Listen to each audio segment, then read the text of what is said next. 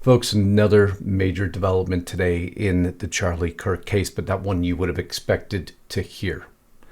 Something so sick and evil that it has put the U.S. military on full alert. And I'm going to show you the posts from the head of almost every single department in the military. Now, this came because of you, many in social media that saw threat intelligence so disturbing that you reported it to the military and they reacted.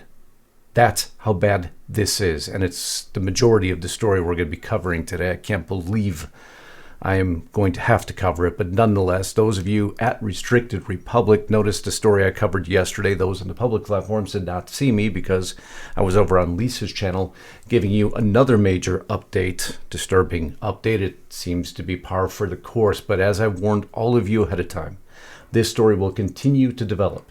Out of an era of responsible journalism, I try to stay at least in the era of researching, vetting before I bring this stuff to you. And what I've seen that's coming over the next 24 to 48 to 72 hours that I'm waiting until we get enough resources to actually bring it to you under the era of responsibility is even more disturbing than what I'm about to bring you today. And that's everything we'll cover here in just a few seconds.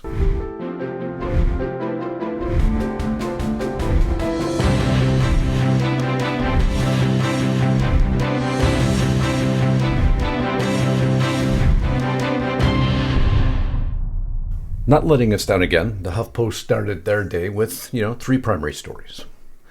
A report coming out that the suspect in this case, the assassin in this case, the suspected assassin, joked about a doppelganger on a group chat. Second story, Trump pours gas, left lunatics.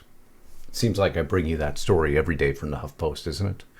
And the third, which is the wave of firings over post-killing comments, well, that strikes a little bit closer to our headline story, but let's roll forward, shall we? After Kirk's killing, suspect joked that his doppelganger did it. This brought to you by the New York Times. New story coming out. Now, this story disturbs me for many reasons. It's being alleged that the FBI held the photo of the alleged assassin for 12 hours, long enough that the alleged assassin had time to get on social media and joke with his friends that his doppelganger did it. So while he has time to joke, the American public didn't have time to react and help in this case. As the New York Times reported, the day after Charlie Kirk was killed, an acquaintance of Tyler Robinson posed a question to him in group chat. The FBI just released 2 grainy surveillance images of a skinny young man in a cap and sunglasses walking in a stairwell. And what the question was, where are you at? Mr. Robinson replied within a minute. His doppelganger, he wrote, was trying to get him in trouble. Time to joke. After 12 hours of us, the American public, not having time to react, many questions surrounding the FBI still to today. But HuffPost was referring to this article when saying Trump was pouring gas again on the fire, says he wants national healing, while blaming the radical left is a barrier. A little twisting of the story there. And if you've watched the stories we've brought to you, it so far does appear to be one side of the aisle that is causing dissension. Now, do I disagree completely that the other side isn't also causing some dissension? No, of course I don't. There's people on both sides of the aisle that don't know how to bring peace. They never have and they never will. Or else we'd have different policies. We'd have different actions. We would have both sides of the aisle joining hands right now and talking to the American public in a civil voice. But civil discourse is long since gone in American government, and that is half the problem we have today, if not the majority of problems. But I'm going to move forward because there's more important parts of this story, moving into the wave of firings over the post-killing comments, which will be the primary storyline today, and what just put the U.S. military on high alert. Now, I'm not going to get into the full details of this partner argument because this is still developing. It's disturbing, but it goes in direct line with what I talked to many of you about over the last few days. No, so far being reported that we are riding with Biden on this glorious subreddit. Did anybody expect us to be a Trump supporter? In actuality, come on. This is the partner of the alleged assassin. as many have identified now, an ex-Christian who was told that he was possessed by a demon and then within 30 minutes kicked out of the house because I started laughing. Again, any of this, if proven out to be true, would it surprise any of you? These details are sick and twisted, but not being reported by conservative media sites. No, being reported by liberal media sites. Even going so far as Axios. Kirk suspects transgender roommate aghast and may be key to motive, and that's what this is all about. What was the motive? But what's more important is what is the remedy? Shouldn't we be focused on that? You see, I've been reporting on this for months, exclusively because many of these details you couldn't bring up before, but here we are again. A disturbing trend rising up in this country. And at the end of this, very end of this video, I'm going to give you my recap of this immunity card for too long that's been given. Well, now that immunity card is being taken away by we the people. The American public isn't standing for it anymore. And I even told everyone, yes, you should be very concerned before this horrific death of Charlie Kirk, because many of us in the media, the responsible media who actually can report on facts, well, too many indicators were there, and I'm about to show you, are still there. Our headline story. Before I get there, I want to thank all of you again. We have grown by a membership count that I have never seen grow to this level, and that is because of each and every one of you for showing the algorithm this is the news style you prefer. A moderated tone that we attempt to take here. We attempt to talk about both sides of the aisle, because all we deserve and all we demand is peace, following up the Constitution, God, and family. It's a fairly simple concept that people seem to struggle within our U.S. government to control. And we see the results of that now. So thank you. Welcome home to all my new subscribers. If you're new here, I'd love you to subscribe. If you're here as a subscriber, I always want you to triple check that your bell is checked. All your comments, your shares, your super thanks, your membership here tells these public platforms that this news matters and you matter. And you mattered in the main headline here. It all makes a difference. Those of you who've gone to Restrict the Republic, thank you so very much for doing that. That helps us to keep all this moving forward. All the exclusive content, including the story I just referenced, where so many of you would have insight into exactly, unfortunately, what just occurred. I also want to give special thanks because they have allowed me to continue to stay on the air, and they give you something in return with a simple free phone call. I hope you've made it. I hope you've called Chapter at 805-619-5011. What do they do? They're licensed Medicare professionals.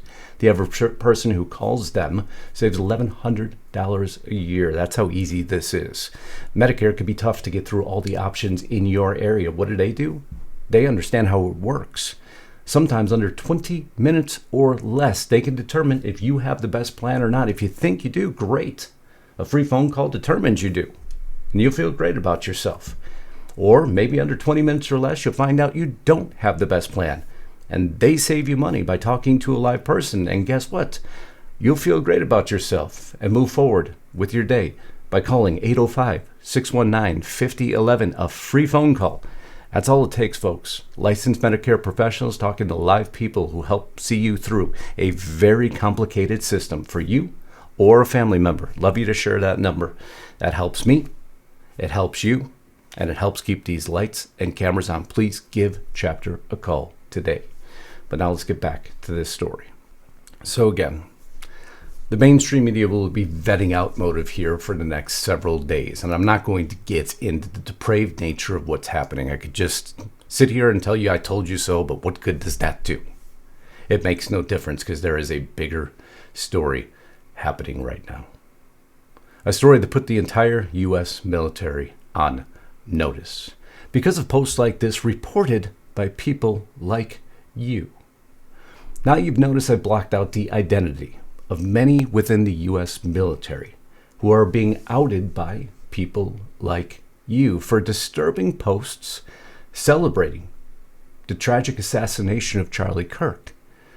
Now that is a story in itself. But there's a bigger picture to be looking at. The death of Charlie Kirk in Utah was tragic. However, we can take comfort in the fact that Charlie was doing what he loved best, spreading messages of hate, racism, homophobia, misogyny, and transphobia on college campuses. It also allows us to see who's in our lives, support those views. I would offer empathy, but Charlie hated empathy. We have to move on. We can't make this political. And that was a senior leader in the U.S. military. Another profile being brought up and outed because another racist man popped coming out of the U.S. Marine Corps. Well, these messages have made it to senior leadership and many, many more like it, thankfully being reported on revolutionaries in the ranks and tagged to leadership in the U.S. military. And folks, there's a serious problem with that. Imagine if there was only one political viewpoint in the U.S. military. And imagine if that viewpoint was radicalized against another political viewpoint. Now, how dangerous could that become? Go ahead, let that foster for a minute. Because that's what we're seeing. Hey, U.S. Navy. Active duty sailor and senior enlisted military police officer seems to be openly condoning and celebrating Charlie Kirk's murder, but they pushed it further than that.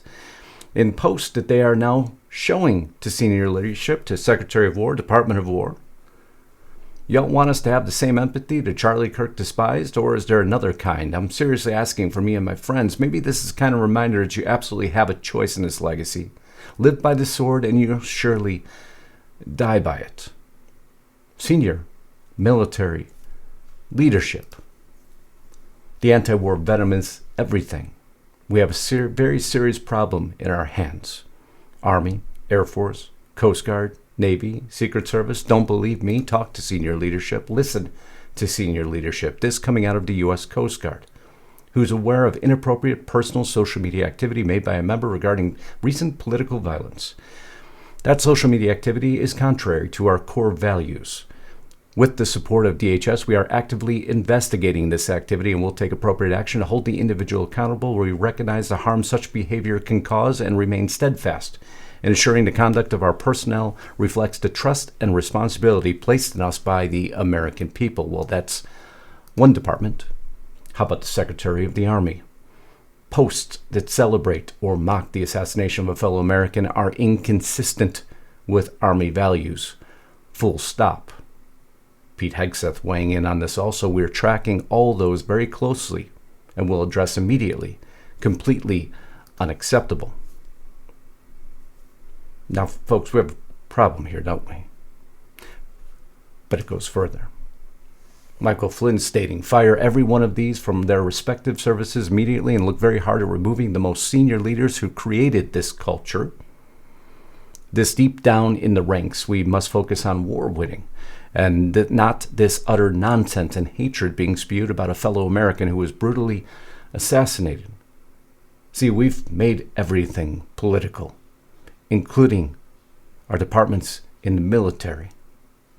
See, Lloyd Austin I was never a fan of, and there was obvious reasons for that, because many divisions within the military were impeded by improper values that had no function within war-fighting divisions, but those were words you couldn't state. And we're seeing the after effects of that now. Even to Sean Parnell, who states it's unacceptable for military personnel and Department of War civilians to celebrate or mock the assassination of a fellow American. This shouldn't be coming out of the Department of War, who has zero tolerance for it, or the Office of the Air Force. Oh, this is how deep it went, folks, and is going. This is threat intelligence. This is our U.S. military. The Department of the Air Force is aware of inappropriate comments concerning recent political violence. This behavior is unacceptable and contrary to our core values. Do you hear the same statement? Because it is. Because the military brass understands exactly how dangerous this is. Remember what equipment, what armament these folks have in their control and in their hands, and what happens when they disagree with your political viewpoint. This behavior is unacceptable. Contrary to our core values, airmen and guardians are expected to uphold the highest standards of professionalism and conduct at all times. And do you start to understand the reason for that? Radicalized political beliefs do not have any place in the military for very good reason. I'm aware, Secretary of the Navy, of posts displaying contempt towards a fellow American who was assassinated. I want to be very clear. Any uniformed or civilian employee of the Department of Navy who acts in a manner that brings discredit upon the Department, the U.S. Navy, or the U.S. Marine Corps will be dealt with swift and decisively. Under Secretary of the Air Force. This morning, it was brought to my attention what appears to me to be explicit, repeated violations of the oath to defend the Constitution coming from a uniformed service members. The public criticism of our Commander-in-Chief and over-partisan behavior, there will be swift accountability, which I have seen is at a minimum a violation of Article 134 of the USMJ. Of course, the veracity of these accounts and this conduct must be confirmed, which is why I did not put members' names on my platform. Again, responsible journalism, folks. I used to be outed for that, but now I see you respect that. So thank you for understanding what responsible journalism looks like. That is long lost in this culture nowadays. And it is nice to see people finally understanding that. And thank you. I've asked our senior military leaders to read the member's rights and place him and his entire chain of command under investigation. Zero tolerance for this. Men and women who are guilty of this kind of behavior will not serve in uniform. Do you see how deep this went? This is threat intelligence brought to our military leadership by you. And my hat goes off to each and every one of you who flagged this to them. Thank you, Matt. Exactly the swift action that must be taken. Because we, the people, are taking away the diplomatic immunity card that for too long they felt was theirs for the taking, to do whatever they so wish to do with. And that is not acceptable. So I prepared a little something to put this into perspective for you. Because we are at, and I'm saying this on purpose, a turning point. The assassination of Charlie Kirk wasn't just a tragedy. It was a turning point. September 10th, 2025, just one day before 9/11's anniversary, became another "where are you" moment. The second news broke that Kirk had been gunned down, it was clear. The world had changed. And the cultural tide had shifted. The left's response was as predictable as it was despicable. MSNBC's Matthew Dowd speculated it might have been a celebratory gunshot before pivoting and using awful people, awful consequences rhetoric. Canada's Rachel Gilmore, essentially the Taylor Lorenz, warned Kirk's death might make the far right even more extreme. Democrat politicians rushed to pin the blame not on the assassin, but on political rhetoric, even dragging out January 6 while conveniently ignoring the two attempts on Trump's life sentence. Empathy? None. Introspection? Zero. That's why I said none of them probably have mirrors in their house, because the toughest person for them to look at is themselves. But something unexpected happened this time around, didn't it? Instead of controlling the narrative, the left's hot takes, sound bites, talking points backfired. Within hours, cancel culture was devouring its own. Dowd was fired. A Toronto professor placed on leave for saying, "Shooting's too good for fascists." A grade school teacher who showed kids the assassination while blaming MAGA yanked from the classroom. The very people who cheered cancel culture when it destroyed conservatives suddenly discovered that they didn't like the rules when it applied to them. And that is, I guess, the broader concept here, isn't it? Since COVID, faith in older institutions, government, media, corporation, globalism, has collapsed. Nobody's buying it anymore. The pendulum has swung back through nationalism, populism, traditionalism. October 7th, when leftists openly celebrated Hamas atrocities, was one marker. The assassination of United Healthcare CEO Brian Thompson and Taylor Loren's bizarre defense of it was another. But Charlie Kirk's assassination, that's what's called an accelerant. That's the microphone moment. For years, progressives thought they had diplomatic immunity to say and do whatever they so wished. They could cancel anyone, destroy careers, enforce ideological conformity. But now, the pendulum swung. And suddenly their toxicity and narcissism have consequences. And for the first time in decades, cancel culture is hitting the left where it hurts. It's turning back on them. You see, cycles never last forever. After 9/11, neoconservatism dominated the culture, and the word liberal was a slur. Today, it's the opposite. Tomorrow, we're watching a change in real time. Charlie Kirk's assassination didn't silence conservatism.